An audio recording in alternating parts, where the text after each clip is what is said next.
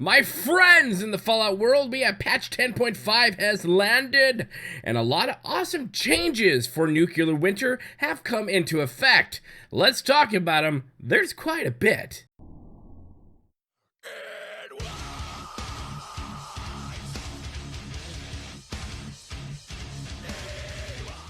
Hello my friends, Boomy here once again with another video for you, my Fallout brothers and sisters. How is everyone doing today in the wonderful wasteland of West Virginia?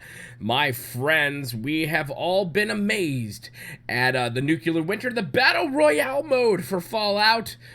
Wow, again, we didn't see this one coming, and it came, and it has been a major success, and I've been having tons of fun, so get ready for more Nuclear Winter videos right here. But before we get started there, make sure you hit that subscribe button for all your Fallout 76 funness with Mr. Tumness.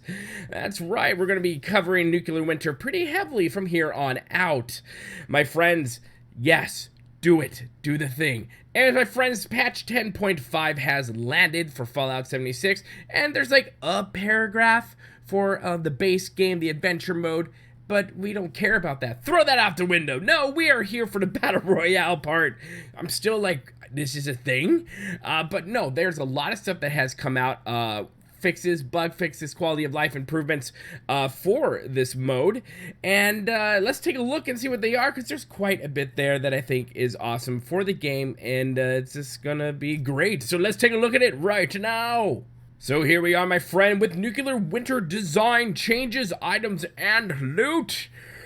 Yes, Under Armour. Players can now favorite one Under Armour in the Atomic Shop for use in Nuclear Winter, in addition to one headwear item and one outfit. This is awesome. I love this. Took me forever to figure out why everyone was being able to equip really cool snazzy stuff, and I wasn't, but we will do that in another video. My tips and tricks for Nuclear Winter coming sometime this week. Automatic combat rifles can now be found in small supply crates rather than pre-existing containers in the world. Huzzah! Submachine guns can now be found in medium supply crates rather than small supply crates, and supply crates adjusted supply crate density in a few areas where more crates were spawning than intended. I have been there before when they're just crates galore. You're like, oh my gosh, there's so much stuff. It's the same thing, though. Hurt me.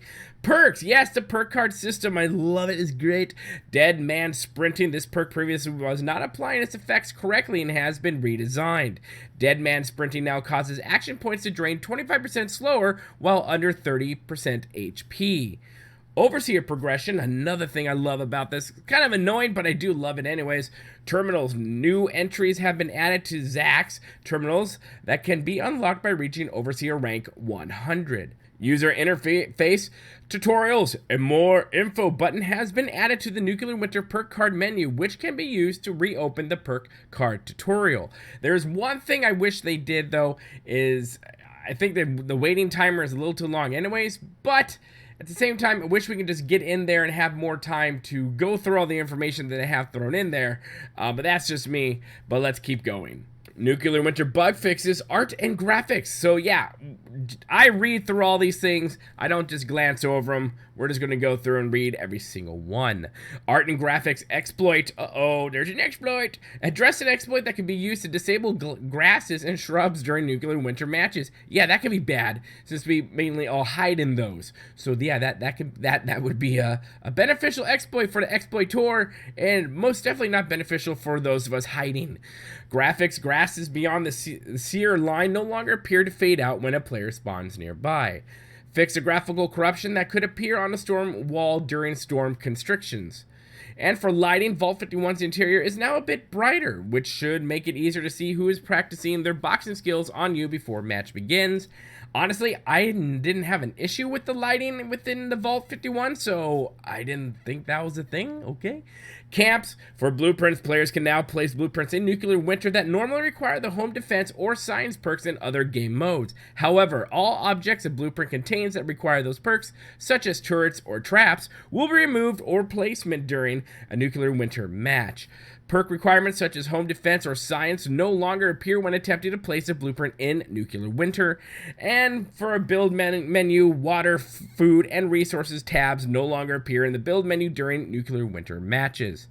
For challenges, which I think is another great thing they added to this, for combat, Nuclear Winter complete matches challenge descriptions have been updated to stay in matches until the end to help clarify the objective. Dailies. Nuclear Winter daily challenges can no longer be completed more than once per day, and daily challenges have been re-enabled. That is like, man, this is what, like a 5 times a day daily? This is interesting. Creatures, Murlocs, those guys, no longer get stuck in trees after spawning at New River Gorge Resort. That's kind of funny. I would just love to know how they climbed up there. That's just me personally. But let's continue. Hazards, rad barrels. Now more consistently apply rads to nearby candidates. Oh, thanks guys. Perks, frog legs, from which I understand frog legs is a pretty awesome card and you want to get this perk. The frog leg perk card description has been updated to jump significantly higher, which is, no kidding, it does that to better match its effect description in the Pip-Boy. Ground Pounder now correctly increases automatic rifle reload speeds, and Wrecking Ball now correctly increases damage dealt to camp and workshop objects by 120%. Let's talk about items, shall we? Headwear, the Stalker Bandana, Stalker Goggles, Wasteland Trapper Mask, and Wasteland Trapper Hat can now correctly be marked as favorites in the Atomic Shop for use in Nuclear Winter, in addition to outfits like the Elder's Battle Coat. I have run into that issue to where I'm like, oh, I want it, let me click favorite, let me do it. Calm down. Happy place. Holotapes. Vault 51 holotapes can no longer be placed in containers. I'm going to put this in a container right here and go, hey, you can't find it. Item spawns. Remove the location where it was possible for a Bowie knife to spawn, as this weapon is not intended to be available in Nuclear Winter. Oopsies. Magazines. Flipped over a few magazines that previously appeared face down. I have run into those, and that was it. That was fun. With also magazines, the duration of the AP reduction effect applied by Scout's Life number 8 has been increased by 30 minutes to 1 hour, which is consistent with other Nuclear Winter magazine effects. Our power armor, looking away from a downward teammate while attempting to revive them, no longer causes the reviving player to exit said power armor. And holding to revive a teammate while wearing power armor no longer causes the controls to become unresponsive. I have not personally gone through that, but I had a teammate have that happen to him. I'm glad that they fixed that. Ah, yes, performance and stability. Who hasn't jumped onto his server and on one match, everything worked fine. In another match, it was a lag fest until you went out into the world. It was fun. It was great. Disconnects implemented an improvement to reduce eases where players can be disconnected from a server immediately after finding a Nuclear Winter patch. Disconnects also repeatedly adding and removing players from a team no longer causes those players to be disconnected. And when it comes to performance, objects placed with camps no longer cause hitching when they are destroyed by the storm. Stability also fixed a crash that could occur when returning to the main menu from Nuclear Winter's spectator mode. I haven't had that happen, but party on. I'm glad they fixed it. And also addressed an issue that could cause a server to crash at the end of Nuclear Winter match. Again, awesome. Fix a pair of crashes that could occur while Nuclear Winter's spectator mode. And now let's get into some other fun stuff. We'll try to blow through these pretty fast. On the compass, fix an issue that could cause a compass to display false teammate markers. That I actually think I have witnessed that. I remember seeing one time going, oh, this is where my teammate is. And then look who going, and they're not there? What happened? Machine gun turret markers in the compass no longer appear hostile toward player who placed them. Yes, I ran to that glitch, that little bug. I kept shooting them, like, what the heck? And yeah, people weren't happy. Address an exploit that could allow a player to obtain a weapon inside Vault 51. Interesting. Also address an exploit that could allow a player to remain inside Vault 51 rather than loading into the match with other candidates. See, I would have enjoyed this exploit so I could explore even more. Why do you have to fix that?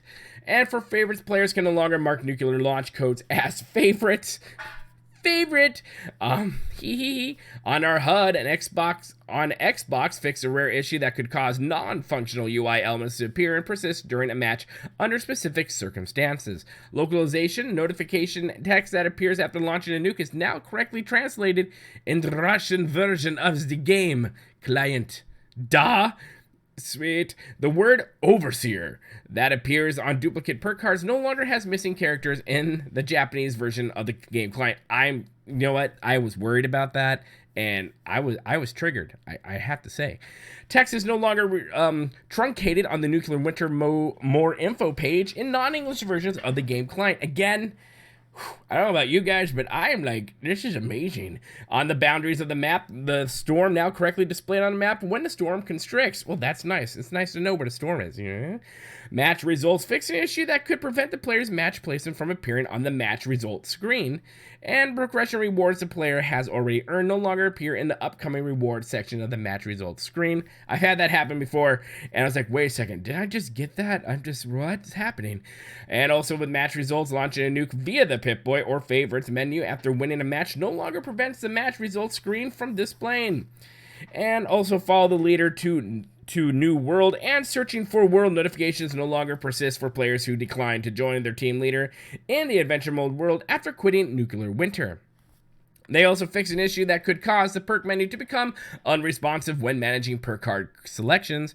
And also in photo mode, Nuclear Winter photo mode frames now correctly display the Atomic Shop logo when viewed in photo mode.